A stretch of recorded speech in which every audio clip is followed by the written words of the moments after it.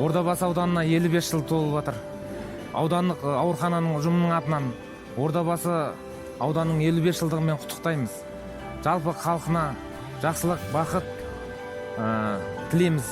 Мына Ордабасы аудандық орталық ауруханасының қазір құрамында 7 отделение, 1343 сотрудниктер жұмыс істейді, осы жерде қызметкерлер.